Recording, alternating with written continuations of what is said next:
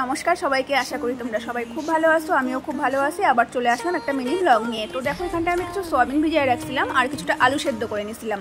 তো আজকে আমি বানাবো আলু, সয়াবিন আর ছানা দিয়ে চপ। তো তার জন্য আমি এখানে পেঁয়াজ, রসুন, আদা এটাকে ভেজে নিচ্ছি এখন।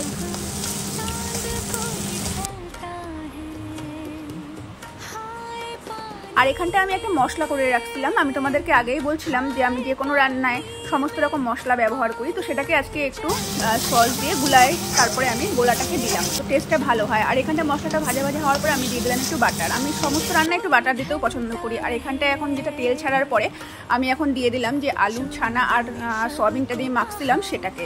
তো এটা ঠান্ডা করে আমি এখন এটাকে দেখো চপের আকার দিচ্ছি। তো চপের আকার তো আমরা সবাই জানি, আলুর চপ বা যে কোনো চপ কীরকম হয়। তো আজকে আমি গোল গোল শেপ দিয়ে বানালাম।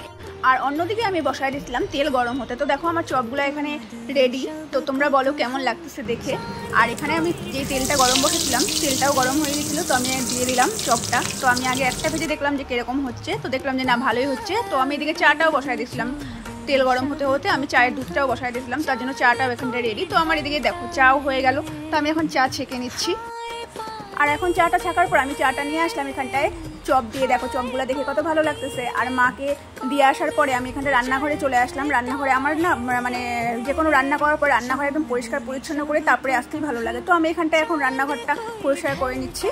আমার সবসময় ঘরবাড়ি গুছানো থাকবে এরকমই খুব ভালো লাগে। আর রান্নাঘরটা অবশ্যই গুছানো থাকলে, পরিপাটি থাকলে তো দেখতেও ভালো লাগে, রান্না করতেও ভালো লাগে। তো এখন আমি সেটাই করতেছি। আর এখানে চায়ের প্যানটা আমি এখন রেখে দিচ্ছি। এটা মাজা যাবে না, কারণ এটা মাজতে গেলে আমার ওদিকে চা ঠান্ডা হয়ে যাবে, চপ দিয়ে খেতে ভালো লাগবে না। তাই আজকের ব্লগটা আমি এখানেই শেষ করতেছি। টাটা।